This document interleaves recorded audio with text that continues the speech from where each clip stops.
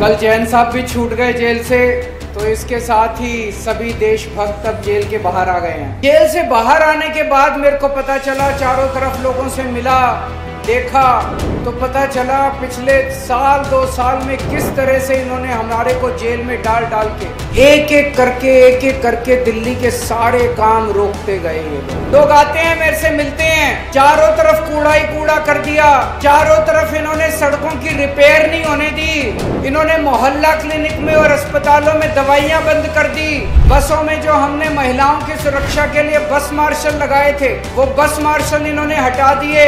तो आज दिल्ली के लोगों ने ट्रेलर देख लिया कि अगर बीजेपी को वोट दे दिया, अभी तो 1 साल बीजेपी का राज था दिल्ली के अंदर, अगर बीजेपी को 5 साल दे दिए तो ये दिल्ली का क्या हाल करेंगे, दिल्ली के लोगों ने देख लिया। 9 साल में हमने जितने काम किए, 1 साल के अंदर इन्होंने उन कामों का सत्यानाश कर दिया। मैंने कहा था अब मैं आ गया, अब चिंता मत करना, जितने काम इन्होंने रोके हैं सारे काम एक एक करके शुरू कराऊंगा। सड़कें रिपेयर होनी चालू हो गई कि नहीं हो गई?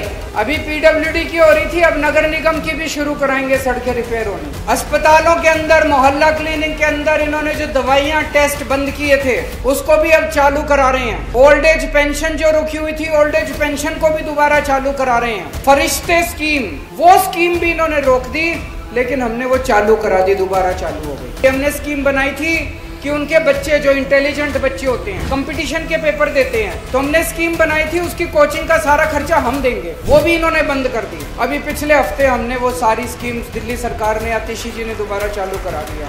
5 साल में हमने जितने काम किए थे, इनका मकसद है वो सारे काम खत्म करने का। क्यों? क्योंकि इनकी 22 राज्यों में सरकारें हैं, हर जगह इनकी आवाज उठने लगी और इनके पास कोई जवाब नहीं है। कभी काम के नाम पे वोट नहीं मांगे, पहली बार एक पार्टी आई है जो काम के नाम पे वोट मांग रही है। तो ये जो उम्मीद है, ये आने वाला चुनाव इस उम्मीद को बचाने का चुनाव है। आपको आम आदमी पार्टी के कार्यकर्ता के रूप में काम नहीं करना, आपको देशभक्त के रूप में काम करना इस चुनाव के अंदर।